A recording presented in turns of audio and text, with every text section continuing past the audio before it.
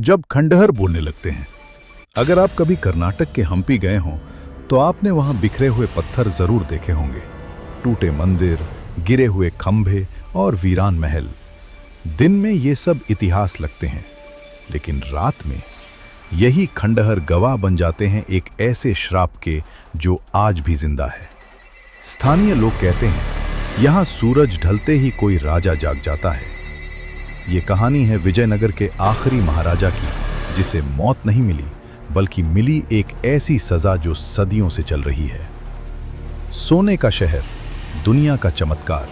आज से लगभग 500 साल पहले विजयनगर सिर्फ एक साम्राज्य नहीं था, वो दुनिया का सबसे अमीर शहर था। विदेशी यात्रियों ने अपनी किताबों में लिखा, बाजारों में सोने की दुकानें, मंदिरों की दीवारों में हीरे, हाथियों पर बंधी सोने की जंजीरें, ये शहर चमकता था। और इस शहर का मालिक था महाराजा वीर नरसिंह राय, और जो असहमत हो वो गद्दार। उसने अपने ही भाइयों को मरवाया, मंत्रियों पर शक करके जिंदा दफन करवाया, साधु संतों की चेतावनी को अपमान समझा। कहा जाता है महल की नींव में आज भी इंसानी हड्डियां दबी हैं। वो चेतावनी, एक रात दरबार में एक वृद्ध साधु आया।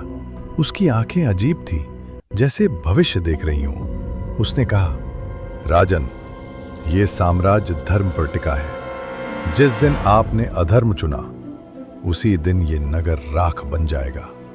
दरबार में हंसी गूंजी। महाराजा बोला, मेरे राज में सिर्फ मेरी चलती है। साधु को कैद कर लिया गया। अगली सुबह वो मृत मिला। दीवार पर खून से लिखा था, शाप शुरू हो चुका है। रानी पद्मावती इस अंधेरे राज में एकमात्र उजाला थी।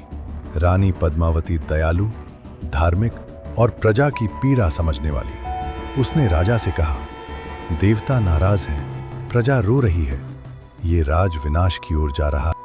इस नगर का पाप धुल सकता है तो मुझे स्वीकार कर लो। दीपक बुझ गया, हवा ठंडी हो गई, दीवारों पर अजीब परछाइयां नाचने लगी। रानी की मौत अगली सुबह घोषणा हुई। रानी अब इस संसार में नहीं रही। कहा गया आत्महत्या, लेकिन सच्चाई कुछ और थी। रानी की आंखें खुली थी, चेहरे पर डर जमे था।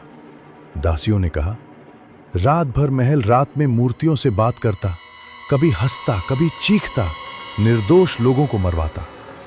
एक रात नशे में उसने मुख्य मंदिर में जाकर देवी की मूर्ति पर तलवार चला दी। पत्थर टूटा और उससे लाल द्रव बहने लगा, अशुभ संकेत। उस रात के बाद कुएं सूख गए, फसलें मर गईं, बच्चे बिना कारण रोने लगे, जानवर शहर छोड़ने लगे। पुजारी बोले, देवी के सामने सिर झुकाया। तभी पीछे से आवाज आई, अब बहुत देर हो चुकी है। रानी सामने थी, लेकिन वो इंसान नहीं थी। उसकी आंखों से काला धुआं निकल रहा था। श्राप, धरती कांप उठी।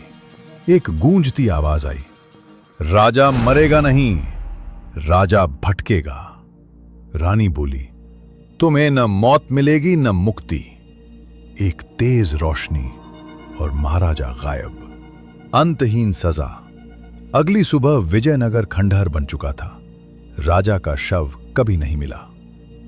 आज का हम्पी आज भी रात में कदमों की आवाज, टूटा मुकुट पहने साया, एक भारी आवाज, ये मेरा राज्य था। लोग कहते हैं विजयनगर का महाराजा आज भी वहीं है, अपने पापों का हिसाब देता हुआ। कुछ राज मरते नहीं, वे बस खंडहर बन जाते हैं। ऐसी और डरावनी सच्ची कहानियों के लिए चैनल को अभी सब्सक्राइब करें, क्योंकि अगली कहानी आपको सोने नहीं देगी।